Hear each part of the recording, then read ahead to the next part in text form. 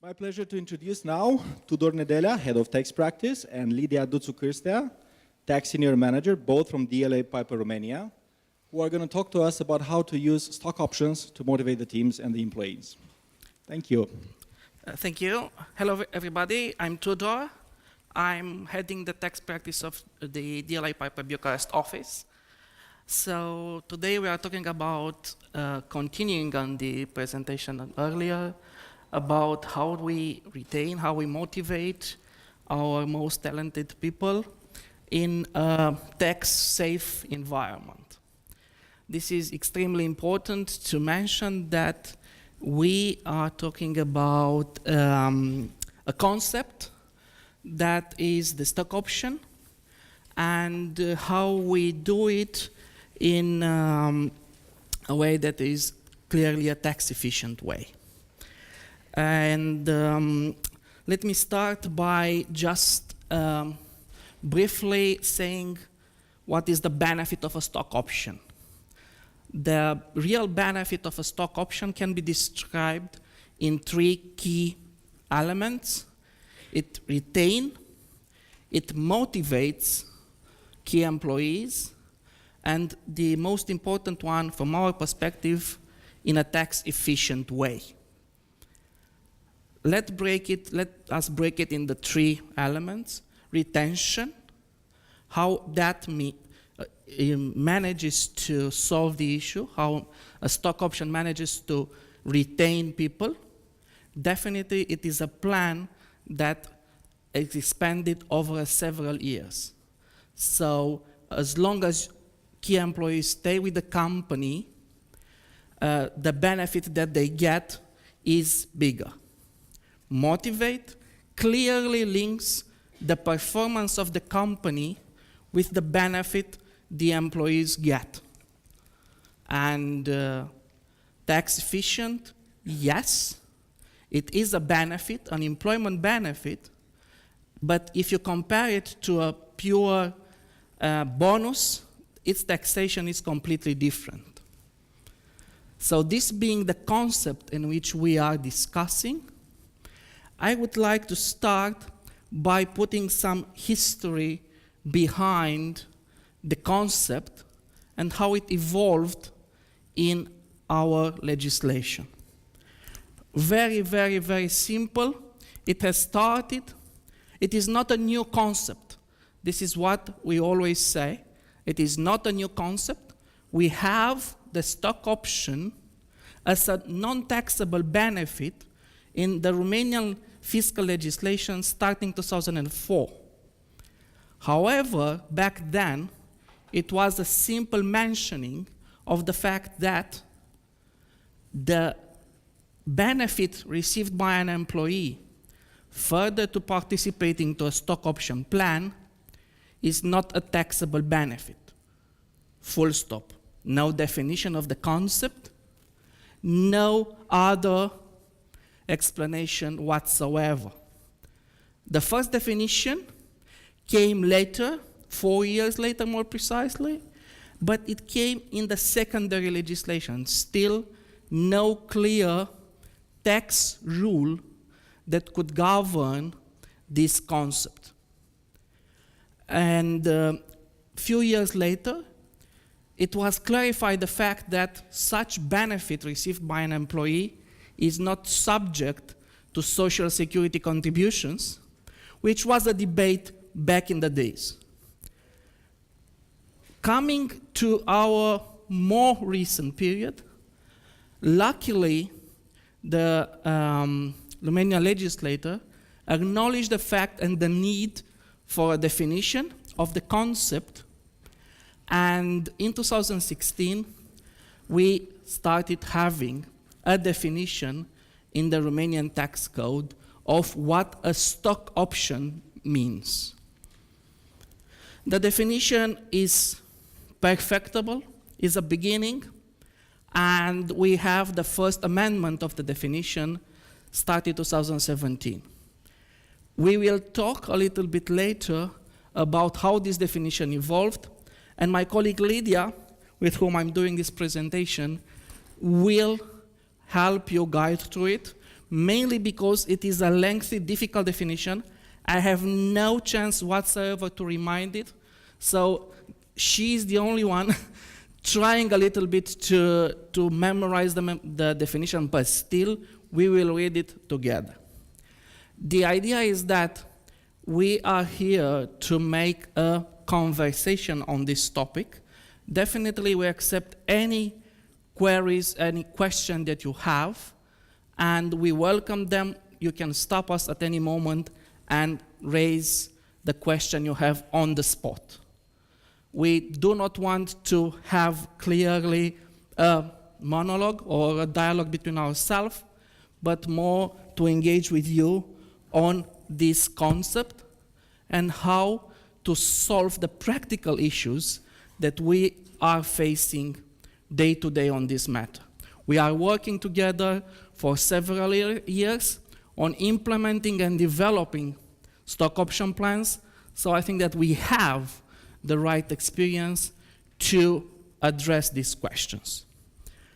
And the only thing that I'm more inclined to do the discussion by myself, but I really encourage you to explain what is your exact case, is a brief detail of how such a plan would work in a theoretical way still. The practicalities are various, but in a theoretical way more, there are 4 different stages of such a plan. The first stage is the design and implementation phase. It's a phase in which the company designs the plan, sets the scene for the development of an employee stock option plan. This is the moment in which the employees start to acknowledge the plan, understand the plan. It is a discussion moment in which the company, via its representatives, discuss with the key employees on the real benefit of the plan and how it would work on a general basis.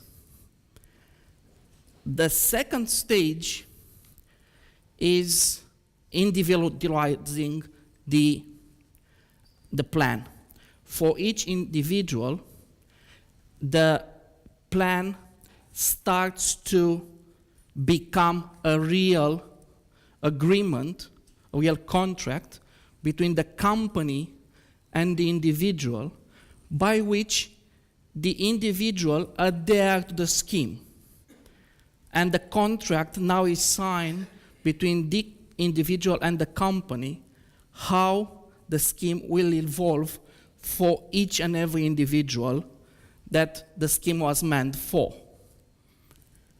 The next stage, still an important milestone, is the moment in which the individual exercises his right to receive shares or to buy shares, because the plan can work in any way. You can receive them for free, and we have lots of examples on that, or you can buy the shares at a predetermined price. This very much depends on the stage of evolution of the company and on the industry of the company. And still, this is a moment in which we as taxmen, we do not care about any taxes being due on this moment. This is the moment in which the individual becomes a shareholder in the company. This may be for a second, or this may be for the entire life of the company. But he has to become a shareholder in the company. The moment that is more interested or more interesting for the individual is the moment in which the cash is collected by the individual, the moment of the sale of the shares. This may happen at any moment if the company is listed and he has the right and the motivation to sell them at any moment. We have implemented such plans on listed companies, and we have clients saying, okay, I should have sold my shares when I received them, but I thought, okay, I kept them, and the share price now is dropped due to whatever discussion or whatever scandal is in the press. Or we may be in a case in which the company is not listed. It's in its early stage. And the only moment of real sale and of real valuation, because the value of the company is the most important thing, how you appraise that value, is when an investor pops in and the investment value, and the investor sets the value of the company, and the holder of the stock options has the right, alongside with the founders, to sell its shares. This is also an interesting moment from a tax perspective. Again, we are taxmen, so we look at it also from a tax perspective. This is a moment in which taxes are due. That being said, I would like to give the floor to Lidia to have the discussion on the definitions and on the points that are really of concern on these definitions, and then to come back to discuss how to implement this in the current world and in our world. Thank you. Lidia, please. As Tudor mentioned before, the evolution of the definition, it's not so recent, is not entirely linked to the mention of the tax treatment of this type of program in the Romanian tax legislation. We, in the past, historically, we many times received questions from our clients: how does the stock option plan works in your jurisdiction, how it is defined, and our answer was very short: it's not defined, it doesn't work at this point.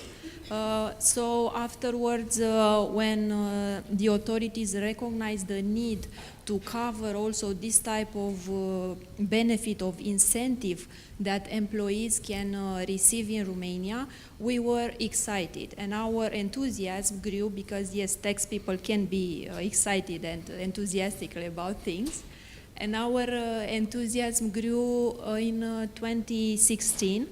Basically, when this definition from the secondary legislation was amended, you can see that there are only a few lines back in 2008, but in 2016 the definition became lengthier. It contained a lot of conditions and a lot of additional details that we could actually work with in order to design and implement structures that work, structures that are both add value for the employer and bring real benefits for the employees. And the definition as we have it, and I also have it here because now it's even longer in 2017. You may see it, it's like this, and you say, okay, it's a definition that has a few lines, maybe less than 10. What can be so difficult in it? But if we go to the next slide, you see how we read it.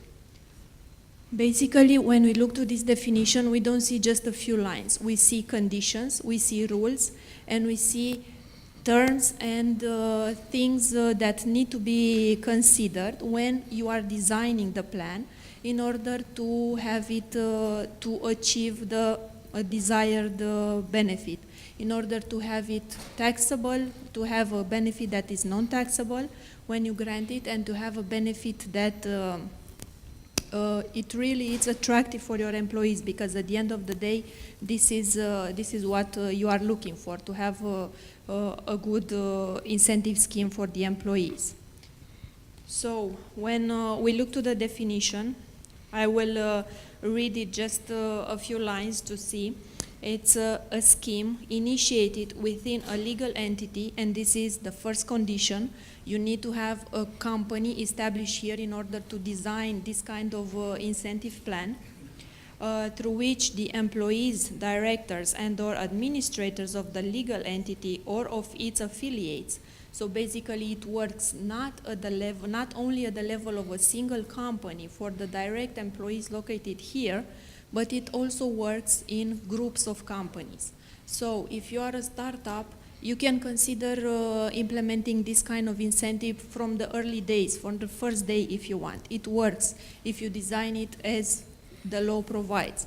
Also, if you attract investors that already have such a plan, you can adapt it to work from a Romanian perspective. Or you can design a plan here in Romania that will be attractive for employees abroad, and you can use it to attract talents and to reward them when your company grows, because this is the basic line of this incentive plan. Okay, if we move further, you need to grant to the employees or the other qualifying individuals the right to purchase the shares, or you can grant them for free, which is a major change and a major breakthrough in our legislation, because the tax authorities usually, when they say you grant something for free, okay, it's taxable. What is the benefit for you as an employer? Why do you give them free shares in your company or in another company within the group? And then now through this definition, we can sustain that, okay, by granting them the shares free of charge, we are making the people connected to our business. They will bring value and they will sustain the growth of the company because they are directly interested in this. It's a partnership. It's no longer a relationship of employer and employee. You are bringing them on board. They are your partners in your success story. And another change that was important in the definition is the fact that you can give them titles. This is just a word. Maybe for some people it doesn't make a difference if you say shares or if you say titles. But from our perspective, it's a big difference, because shares means that it can only work for joint stock companies, Romanian ESA. If you give them titles, you can also give them titles in a limited liability company. This means that the plan can work for both types of companies. As long as you have titles, you can implement it for limited liability companies and you can implement it for joint stock companies. But then the trick comes, the titles need to be issued by the legal entity. What does this mean? It means that if you are a Romanian company and you want to implement this kind of plan, you have to implement it on your own shares. You cannot be a Romanian company that gives shares issued by a foreign company, by an investor, or by another company within the group or outside of the group. So this, at the first glance, may not look as a condition, but we've seen it in practice. It was a deal breaker for an employee incentive plan, because one of our clients wanted to implement in Romania a plan only for the employees in Romania, but in this plan they gave shares of another entity within the group which was listed on a foreign stock market.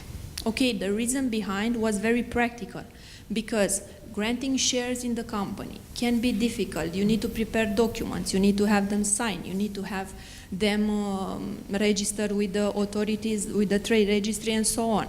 Granting shares to a listed company, it's much easier from a practical perspective. So they thought, okay, I want to give this benefit to our employees because they can purchase the shares and they can sell them at any time. It's easier for them, it's easier for me. However, from a tax perspective, it did not qualify as a stock option plan. So everything they wanted to implement was subject to taxes. And this is just something from the definition. There are no other provisions in the main legislation or in the secondary legislation in this respect. It's just from interpreting and reading the definition of the plan. Going further, there's also another condition, and this is a timing condition, and this is implemented only to stop or to prevent the use of such employee incentive plans that can be tax-free plans, to use them to mask or to hide any transfer of shares that have a very different tax treatment.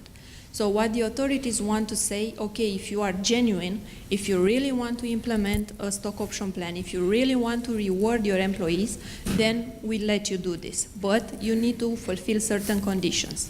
And this is the one condition that needs to also be considered, because they see it like this. In order for you as the employer to also have value and to also benefit from the plan, you will need to retain those employees and they will need to work for you for a longer period of time. Otherwise, what is the benefit of the employer? And this is why this rule came into play, to have 1 year before the moment when the employee receive the right to purchase, and the moment when they actually purchase the shares or they receive them free of charge.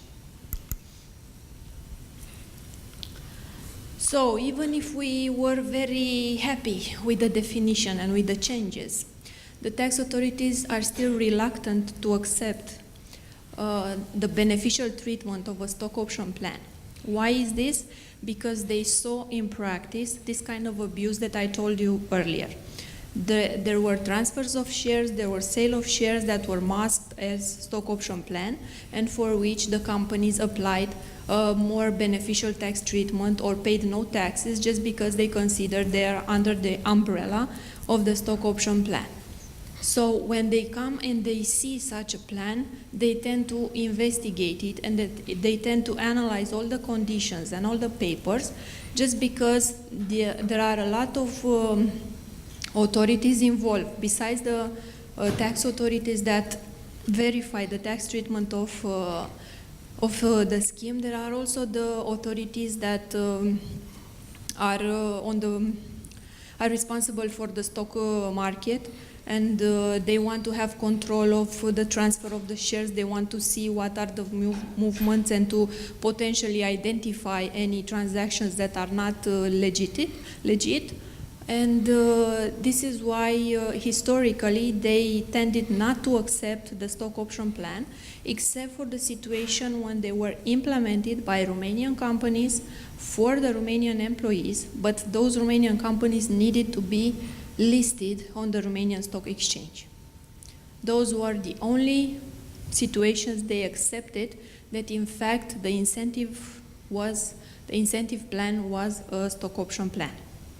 And now the tax inspectors, when they come to audit, they are a little bit keen to apply the same approach as in the past, because there is not a lot of practice in using this type of schemes, but we hope to change this. We already have a lot of discussions with a lot of our clients and also startups that want to use this tool because it can prove very beneficial for on the long term.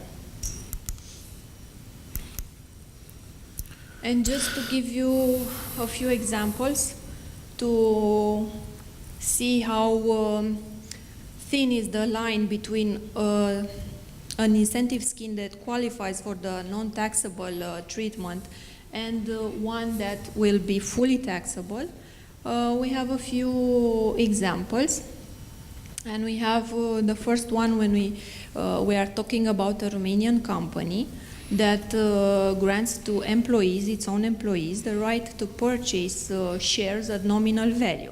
This means that they will pay something for those shares, but it will be basically issuance value of the titles.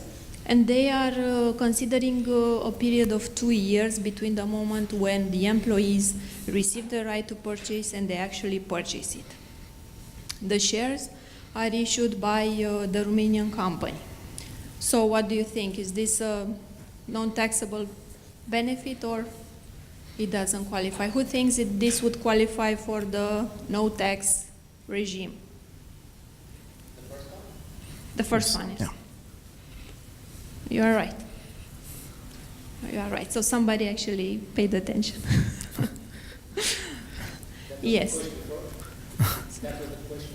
Yes, definitely, yes. Yeah. So this would be a good example of what qualifies as a non-taxable benefit in Romania. And the second one is something that we have seen in practice a lot of times recently, actually. There is something that is very common in companies that are startups.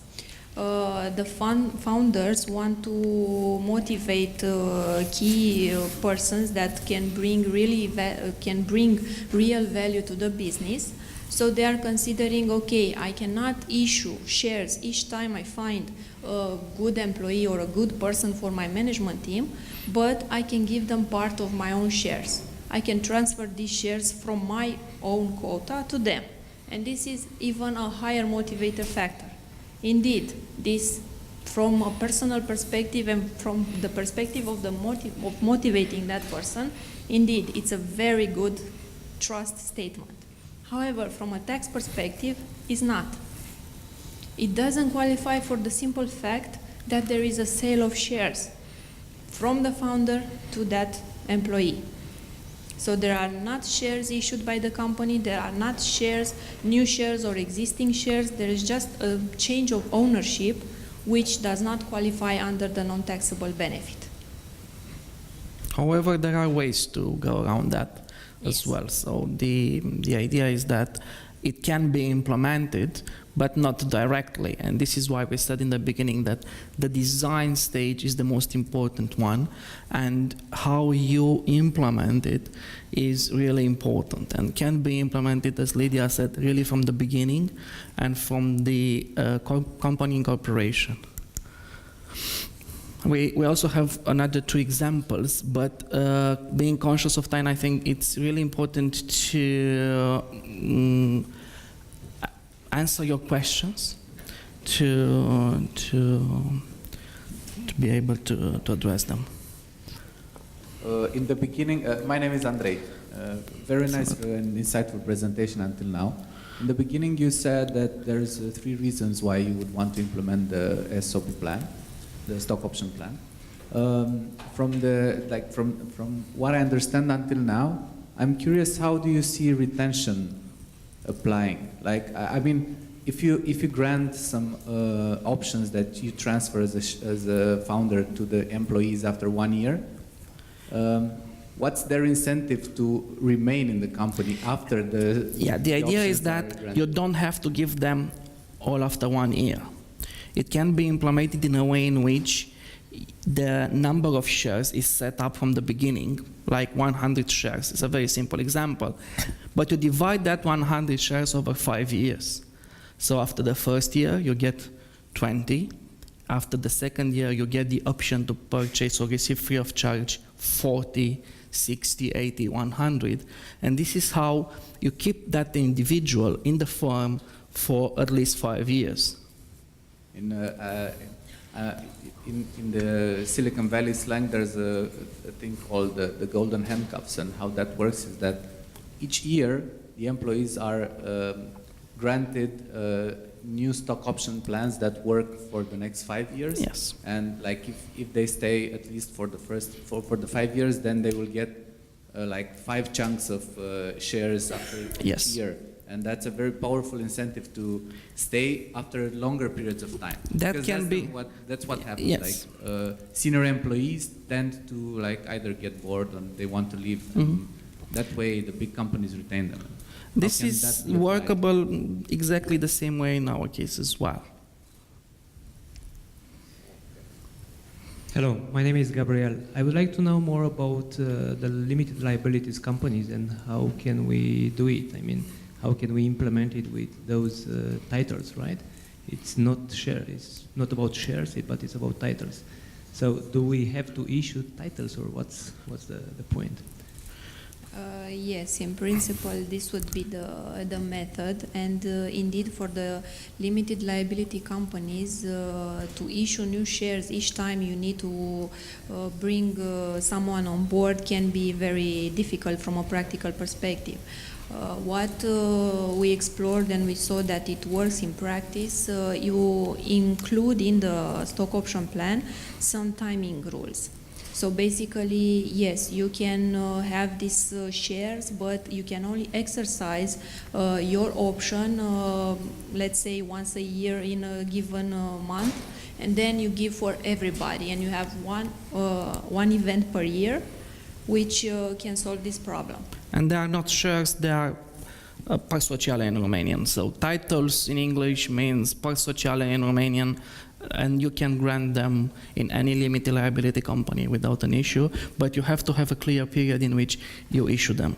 So actually you issue more titles at the beginning, and then You reserve your share capital. You have a reserve share capital, and then at the end of the year, you increase the share capital with those shares that you grant to the qualifying employees. Thank you. We have time for one more question. Here we go. Okay, so because many of the Romanian startups are limited, okay, so they are not really shares, running on shares.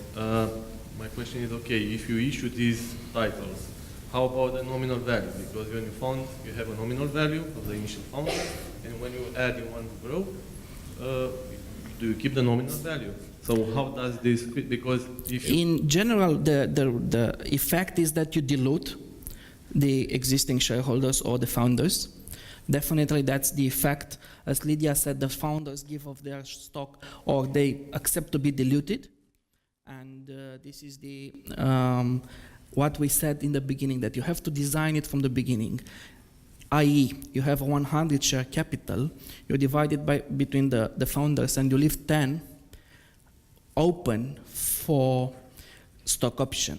And this is how you don't dilute yourself from the beginning. You accept the fact that 10% of your share capital will go into the stock option plan, and also the fact that you issue them for nominal value is not an issue, definitely, because the company will suffer no loss on the grounds that it will issue them at nominal value, and most likely they will sell them at nominal value towards the qualifying employees. Thank you. Big round of applause, please, for Tudor and Lidia. Thank you.